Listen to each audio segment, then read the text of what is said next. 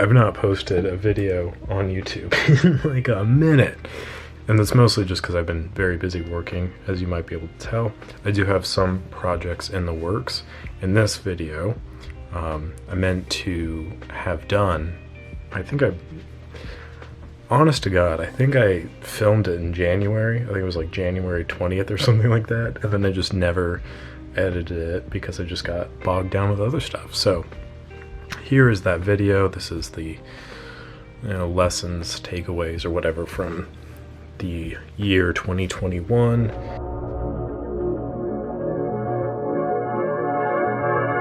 So I'm going to start this off, and if it works out, fantastic. If I end up cutting all of this and starting over, then I guess we won't have to worry about it. But I want to talk about the things, lessons, takeaways, positives, negatives of this past year, 2021. Now, there was a lot of chatter towards the end of the year of people just saying like, man, what the worst year ever. I hated 2021. And I'll be honest, like, I didn't have that same experience. Like, overall, pretty good year for me, selfishly speaking. Well, let's just go over it real quick. So we just passed the 1-year anniversary of this channel, which I'm super grateful again for all the growth, for all the subscribers, all the comments I get. It makes me super happy. So thank you to all of you watching. But yeah, so I started the channel off at the beginning of 2021. And then I started like committing more to like my business and stuff. And I've gotten like a lot of great customers throughout the process. So to everyone who's sent me an email, allowed me to fix their stuff, correspond to me with any way, thank you very much. It's been a wonderful year. I'm looking forward to many more. And yeah, it's just been super cool getting to know people that I otherwise would not meet. And then getting to talk about like how they got the camera and like their experiences with it and all that stuff, their preferences. Like, I just think that's super cool. So I appreciate you all for that. And I'm hoping to continue that trend.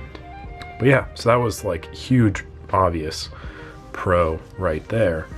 The other pros was like I traveled quite a bit, like in the realm of global pandemic. Got quite a few miles under my belt.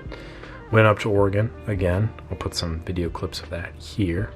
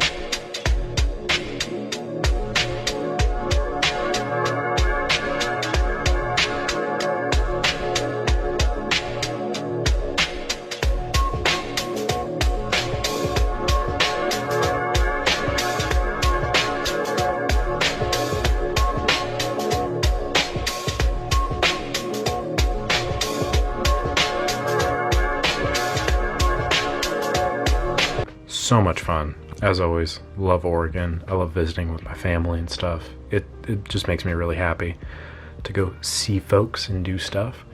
I went up twice, actually. I'm just remembering this now because my brain. But went for my cousin's wedding, which was fantastic. The downside of that was not a huge fan, I'll be honest, of Portra 800. I don't know. It didn't do it for me. I was thinking it was going to be an indoor venue, kind of closer towards night, and I've been having like weird issues with Cinestill lately, like weird discoloration issues. So I figured another 800 speed film, Lomo 800 at the time, like I just couldn't find any. So I picked up, I think it was 2 rolls of Portra 800 and just got these like really weird looks on a lot of the shots. So I don't know what that was about, but still, the wedding was great, so I can't complain there. Probably won't shoot portrait again because it's way too expensive now, and I don't really enjoy it as much. I prefer Ektar, but that's just me. That is completely me. So anyway, that was great to see my cousin get married, see a bunch of family and stuff. And then I drove up to Oregon over the summer just to kind of hang out, and that was, again, just fantastic. Other things that happened, drove back from Nashville, and basically what has happened there is I developed all the film for that, and then I scanned it, and I didn't like the scans because I'm having some issues with my scanner. But yeah, I've not been able to put a video together because I wanted to throw some stills in there that I took, but to be honest, I'm not super impressed with those stills. So I've kind of stalled out on that video project, but I'll release that probably soon. That took place like in September, I want to say. That was really nice. Got to hang out with my mom, got to hang out with the dogs, super great, and got to see all of Kansas. And yeah, cool. That was something. Also, I was on hold with the California Department of Transportation for like over an hour to pay a $5 toll for a bridge. Okay, but yeah, let's get into it. So, things I learned. One, never gonna mess with Polaroid photos again. Like, I've learned my lesson. It's not for me. Like, I at some point, like, I get having a bad pack of Polaroid film here and there, but like every time I've gone out with the express purpose of shooting Polaroids or any instant film, something has gone wrong. So at a certain point in time, you gotta start looking at the man in the mirror for the issues. And like, I don't know what I'm doing. Like, I genuinely don't. Instax couldn't figure that out. Like, the camera I bought that was supposedly in great condition, which I got it new, it just didn't work.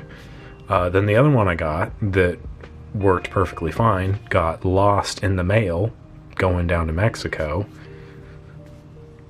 So that's cool. I tried shooting some 6:9, large peel apart film, whatever. Nope, didn't work, whatever. That's great, fantastic. The 600 camera that I got just started like ejecting blank slides randomly. The SX70 I got just decided that it didn't feel like working properly. Yeah, and that was just this year, actually. Those past three things were just this year. So, got it. Message received, universe, no more Polaroid for your boy. I'm not gonna mess with it. I'm just not gonna do it because it's not for me. Not for me. One day when I'll have more disposable income, I will just throw a bunch of money at it and hopefully take a decent picture, but I digress. The other thing was the Portra 800. As far as like negatives go, things I've learned to kind of distance myself from. And I'll be honest, the other thing was the Pentax 645. I've learned that I think that's beyond my capabilities to try and fix those. I've had two filleted open on my desk since I got them, basically, which was like 8 months ago. And I've tried everything, and they just refuse to work. I did get one to start smoking quite violently, I'll admit. But yeah, I mean, to no avail. It still doesn't work. It smells weird, so I guess I got that going for me. And yeah, the other thing too. All that being said, negativity done. I want to end this on a positive note. And there's so many positive takeaways. Again, starting the business was fantastic. It's been just a wild ride, and I cannot wait for the new year to continue going. Next thing, positively, I've met like a whole bunch of people on the internets and got to go do photo walks and stuff with them in person. Has just been fantastic. So that really is a huge high point, because typically, like in the summer of 2020, what I would do is I would just load up cameras into my car and just drive around for a few hours and take photos and listen to music, which like is great. Don't get me wrong. That's like a very therapeutic experience, but it's also nice to like talk to people that aren't you, you know, like, or my cat, who is asleep on my chair right now behind me, and it's adorable. So I'm gonna see if I can.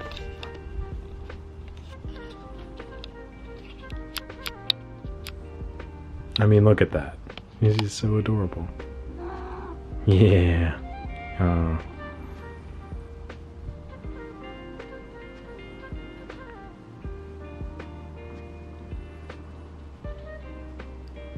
Bump that down. Cool. Anyway. Yeah, so it's nice to talk to people that have similar interests, you know, pursuing new things like that. Always good. Next up for the pros, I got like a lot more tools, organization things. That's been a huge plus, because typically I was just kind of like, mess, I'll figure it out later. And I'm still kind of that way, as you can tell, but there's a little bit more method here, which is nice.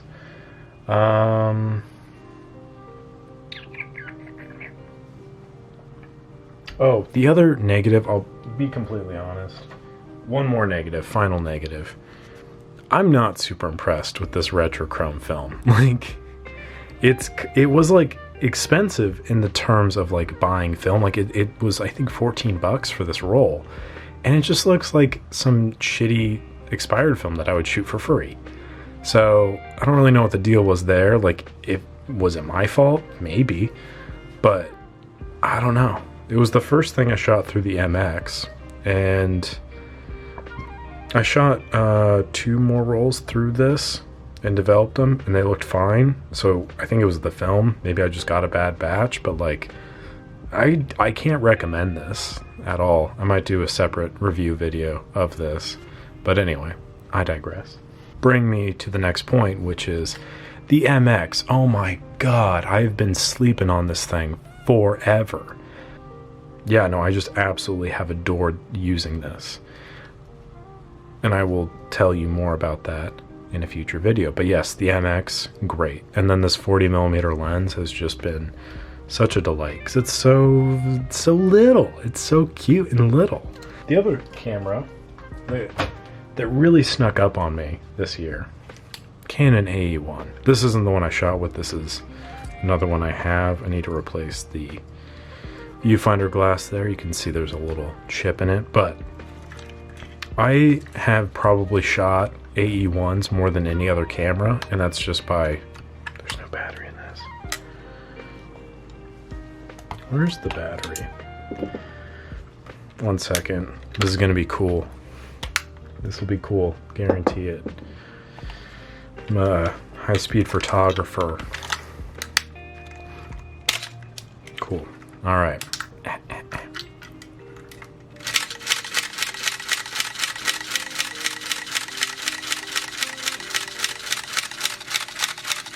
Anyway, just doing that, firing it a bunch to make sure that everything worked okay. So I fired AE1s more than any other camera I can imagine, but I never actually shot with one until this year.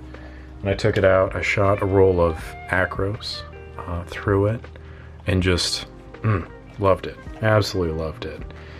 And yeah, now it's kind of like the one that, another black A1 that I have is kind of one that I might continue shooting with, because it's honestly, it's great. It's a nice little camera. Mid-sized, I would say, because it's a little bit smaller than like a K1000 or an SRT, but it's bigger than an ME Super, obviously, and just kind of has a good weight to it, I think. So, super stoked about that. Other cameras, the Canon 28, again, is just going to be, every year is my favorite camera. I love that thing so much. It is just the perfect point and shoot. I'm gonna make another video, actually, because I've been noticing this trend of like people are buying a bunch of point and shoots, which, like, if that's how you get into photography, more power to you. But I think they're terrible. Like, there's definitely a space for plastic point and shoots and the electronic autofocus point and shoots, like there's definitely room for that, and I think people want to use them. Again, who am I to judge? But personally, I've seen too many of those just break randomly. I've seen so many that are like being way oversold. Like you're seeing like complete garbage, like plastic garbage that would sell for like $10. Is people are trying to turn around and sell that for like 90. And I'm like, that's just, it blows my mind. And that's the kind of thing that me personally as a business, that's something I'm trying to trend away from. Like I'm not here to try and like exploit, you know, the trend just to make as much money as I can and dip. I don't know. Maybe I'm just really bad at business. That's probably it. I'm not a good business person, but I digress. The Canon at 28. I mean, what? It's the perfect camera. It is the perfect camera. Again, not for everybody. Definitely for me though. And yeah, I'm gonna make another video because I love talking about this thing and I feel like people should know about it. I think that's about it. Oh, huge one. Kodak Colorplus. Everybody knows it's a great film. This was the first year I shot it seriously, I would say. The very first time I shot it was, I shot it through this, and I thought I was being clever because it's Colorplus and a Crayola camera. Get it? Hilarious, I know. And it turned out okay, to be honest. I used some like older developer on it, and the scans didn't turn out very great, so I might revisit that too. But yeah, great film. I took it with me on the trip up to Oregon and just had fantastic results.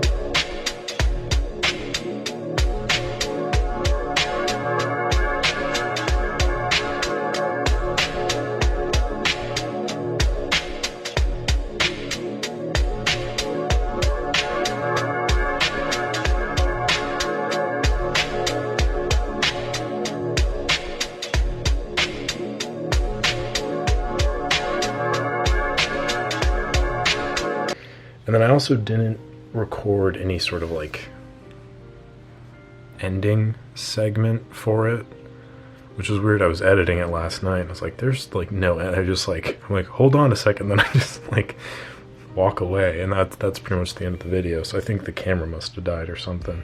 It was too long ago. I don't remember. Something I'm learning this year is time management. Very important. So I will be better about editing these videos faster and more timely manner.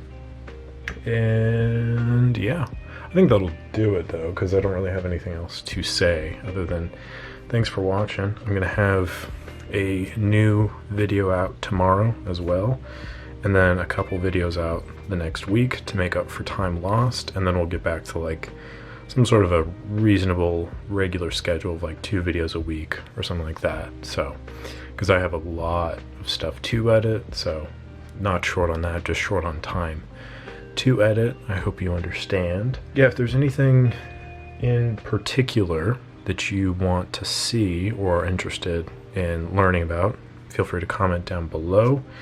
Hope you learned something from this video. Again, I apologize for the little reprieve, but for me, I've been like recording videos every day.